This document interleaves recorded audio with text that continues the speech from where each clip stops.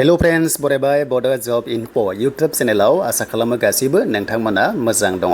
दा जोबोर मोजां पजिटिव आपडेट सफैदों जेरैहाय बीटीसी फरेस्टनि साख्रिनि एग्जाम आरो लोगोसे PNRD नि एग्जाम आरो लोगोसे CTET एग्जाम एबा पस्टपन जाबाय नामा एप्लिकेशन रि एप्लाइ क्लिक हियार एडमिट डाउनलोड तो बेनि सायावनो जों बाव डाइरेक्ट जों सावरायगोन बेखायनो भिडिअ बारा गोलाव जाया नाथाय मोनसे खावलायनाय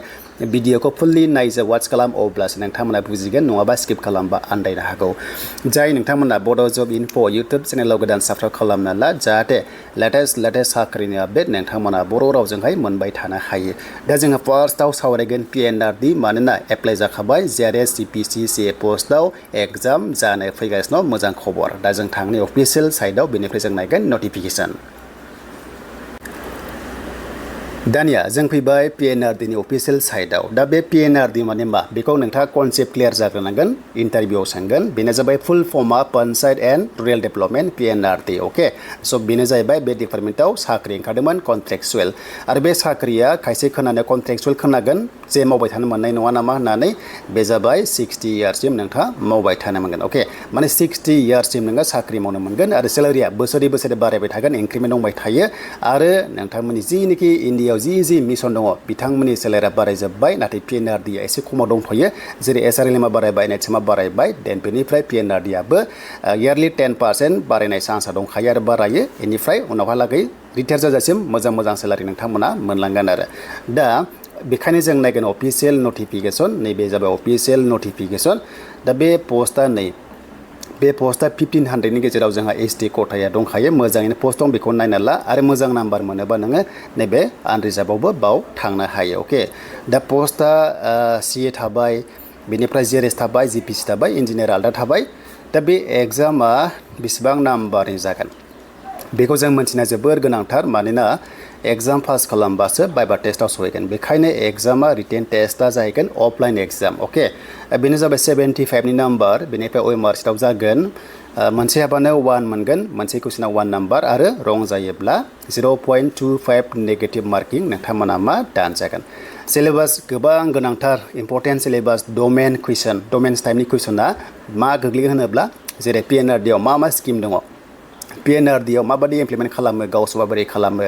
बेनिफ्राय पन्चायतआव माबादि रल दङ बेनिफ्राय मा बिबान थायो माबोरैहाय पास खालामो बिल पास खालामो आरो माबोरैहाय माने पेन्सन जि स्किम अरुणोदय माब्ला ओंखारनाय बोरै सिलेक्सन खालामगोन माखासे गाइडलाइन्स जुदि थायो NSB ब्रान्च माबादि थायो थ' बे टाइपनि बेखौ कुइसना सोंगोन बेखौ आं भाइभा टेस्टआव नोंथांमोननो हेल्प खालामनो नाजागोन अके एन्ड अब्लाबो नोंथांमोननो कनसेप्ट क्लियार खालामगोन एग्जामनि सिगां देन कम्पिउटार नलेजआ थाथारनांगोन बेनि अनगायैबो लजिकेल रिजनिंआ फैगोन एप्टिट्युड थागोन बेनिफ्राय कम्प्रिहेन्सनआ जाहैबाय इंलिशनि थाहैबाय and history and culture of Assam and India बेखौ नोंथांमोना रोंथारनांगोन बेनिफ्राय इन्जिनियारना जाहैबाय टेक्निकेल लाइननि कुइसन दानगोन बे जोंनि सिम्पलाव दाना जास्ट इन्जिनियारनि थाखाय बियो जागोन एन्ड एग्जाम पास जाबा 75 नियाव एग्जाम पास जाबाथाय नोंखौ भाइभा टेस्टआव लेंहरगोन 1:3 भाइभा टेस्टआव लेंहरगोन अके थ' बावहाय भाइभा टेस्टआ हले बिराद रल लायो PNRD आव भाइभा टेस्टखौ क्लियार खालामथारनांगोन होमबासो नोंथाङा साख्रि मोनगोन आरो बे दानिया बे एग्जामखौ सोर होनो मोनगोन एग्जामनि क्राइटेरिया जाहैबाय बेयाव डिग्रियाव 50% नांथारगोन बावखुनु 50% नङाबा 49.9 बाबो बियो केन्सेल जाबाय मानोना सर्टिं खालामजोब्बाय डिपार्टमेन्टआ गासैबो अके खालामजोब्बाय खालि एग्जाम सेन्टारल' फिक्स खालामनांसिगौ जाहैदों अके दा जायफ्रानोखि 12आव 10आव 50% दङ बे मेटार नङा खिन्थु डिग्रियाव 50% जाथारनांगोन अके नङाबा नोङो एडमिट मोननाय नंला दा सेलारिखौहाय गोबां खम सानदों खायसे सेलारिया 15,000 नाथाय बे इनिशियेलि 15,000 बेजोंहाय बायदिसिना एड जालांगोन जेब्ला साख्रि मावो नोंथांमोना मोनसिगोन गोबांथार माखासे एलाउन्स मोनो थ' नोंथांमोना बेखौ साख्रि मावबा मोनसिगोन आरो देन बेनिफ्राय ब्लगावथ' माबादि खामानि जायो बेखौ आं बुंला नोंथांमोना इनडाइरेक्टलि बुजिखाबाय जानांगौ जे सेलारिया नोंथांमोना बे मेटार नङा बाट एग्जामखौल' मोजां होदो अके दानिया फैबाय एग्जाम सेन्टारा बहा जागोन आरो एग्जामा माब्ला जागोन दा डिपार्टमेन्टआव आं खबर लानाय मथेब्ला बुंदोंखि माने जाय फन नाम्बार एक्टिभ दङमोन रेजिस्टार दङमोन बावहाय SMS थांसिगोन मेलावहाय नोंथांमोना चेक खालामबाय था दा बावैनो बे सप्तायावनो थांनाय चान्सआ दङ एन्ड बेनिफ्राय एग्जामा नैबे सेप्तेम्बराव जासिगोन दा बे एग्जामा बबेयाव जागोन होनोब्ला मोनसे खोथा 2027 आवसो साख्रि मोनगोन नामा नङा स' बियो नोंथांमोना अक्ट'बर आरो नैबे नभेम्बरनि गेजेरावनो साख्रि मोनगोन बियो गासिबो रेडिखा पस्ट ओंखारखानाय सेंक्सन जाखानाय गासिबो एप्रुभ जाखानाय बेखायनो बे बोसोराव साख्रि मोनगोन कनफार्म 100% अके दा खोथाया जाहैबाय जे एग्जामा बबेयाव जागोन स' डिपार्टमेन्टआ बुंनाय बादिब्ला एग्जाम सेन्टारखौहाय अनलि गुवाहाटियावल' खालामनाय टारगेट लादों जुदि केन्डिडेट्सआ खमबा खायसे खम जासिगोन मानोना डिसक्वालिफाइड जागोन नालाय पार्सेन्टआवहाय कम्पिउटारावहाय दा खोथाया जाहैबाय गुवाहाटियावल' खालामगोन बायदि नाथाय जुदि केन्डिडेट्सआ एभेलेबल बाराब्ला बिथांमोना टारगेट लादों जन वाइज अके जन वाइजआव एग्जाम खालामनो जेरैहाय दरंनि आन्दाराव जि गोग्लैयो बा तेजपुरनि आन्दाराव जि गोग्लैयो बा क'क्राझार आन्दाराव जि गोग्लैयो गुवाहाटिनि आन्दाराव जि गोग्लैयो सिलचरनि आन्दाराव जि गोग्लैयो बेखौ होगोन नाथाय केन्डिडेट्सआ 2 लाखनि बारा जानो हागौ बेखिनि पस्टआव 1500 पस्टआव आरो अके 2 लाखनि बारा जानो हागौ दा बेखायनो गुवाहाटियाव खालामनाय बिदि नङा नाथाय जन वाइजआव जागोन बायदि खिन्थु गुवाहाटियाव जाबाबो कम्फर्टेबल जेबो नङा ट्रेन फेसिलिटि मोनखायो बासनि मोनो टेनसन गैया अके दा बेखायनो गुड आपडेटआ बेनो कि माने दा बावैनो एग्जामा फैनायनि सिगां नटिफिकेसन बा मेसेज नोंथांमोनाव थांग्रोसिगोन मबाइल नाम्बारफ्रा एक्टिभ खालामना लादो दानि फैबाय CTET एग्जामनि सायाव दा एग्जामा CTETआ 6 सेप्टेम्बराव दङमोन दा 6 सेप्टेम्बराव दङब्ला जोंहा गोबां प्रब्लेम दङमोन फरेस्टआव एग्जाम होग्राफोरा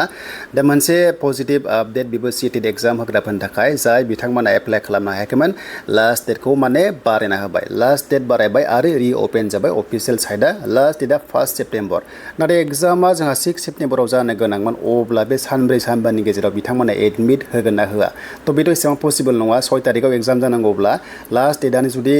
1 तारिख सेप्टेम्बरब्ला अब्ला सानब्रै आरो सानबानि गेजेराव माबोरै एडमिट होनो ना होगोन नामा थ' बे मोनसे कुइसन थाबाय नाथाय जायफ्रा एप्लाइ खालामखाबाय CTET LP आरो UP लेभेलाव स' नोंथांमोना एप्लाइ खालामफिननांगौनि गोनांथि गैया बेखायनो जुदि खालामनोबा खिन्थु नै सेन्ट्रेल टिचार एलिजिबिलिटि टेस्ट CTETआ मा दायो एप्लाइ खालामफिननो हाबाय नोंथांमोना दा जास्ट माने निउ रेजिस्टाराव लांनाय लोगो लोगोनो एप्लाइखौ खालामनो हायो दा खोथाया जाहैबाय जोङो गोबां माने सानदोंमोन CTETआ 6 सेप्टेम्बराव दङबा BTC फरेस्टआ माब्ला एग्जाम लागोन मानोना CTET खालि एग्जामखौथ' लानो हानाय नङा एग्जाम सेन्टार थानो हागौ लकेलावबो बा फरेस्टआव खाग्राफ्राबो एग्जाम होनो हागौ नालाय दा जुदि दा BTCआ जुदि हमना ला जोङो CSBआव थांसै अके जोङो CSBआव थांसै दा जोङो CSBआव थांनाय लोगो लोगो दा BTCनि फरेस्ट डिपार्टमेन्टनि रिटेन एग्जाम दङ नालाय बे 6 सेप्टेम्बराव जों आसा खालामदोंमोन ना 6 सेप्टेम्बराव जुदि CTETआ केन्सेल जायोबा BTCआ एग्जाम लानो हायो आरो नेक्स्ट 13आवहाय BTCआ फरेस्टनि एग्जामखौ लानो हायो दा BTCआ सेप्टेम्बराव लायाबा सेप्टेम्बरनि लास्ट सप्ताहालागै बा सेकेन्ड सप्ताहालागै PNRD एग्जाम जागोन अके PNRD एग्जाम जायोबा BTCआ फरेस्टनिखौ एग्जामखौ लानो हानाय नङा दा बेखायनो मा जागोन एग्जाम डेटखौ सेप्टेम्बराव गोबां मिलायनांगौ दं गोरोबनांगौ दं डेट लायै डेट एभ्रि सानडेआव एग्जाम लारि जानो फैगासिनो दङ नाथाय रोखा जे BTCनि एग्जाम सेन्टारा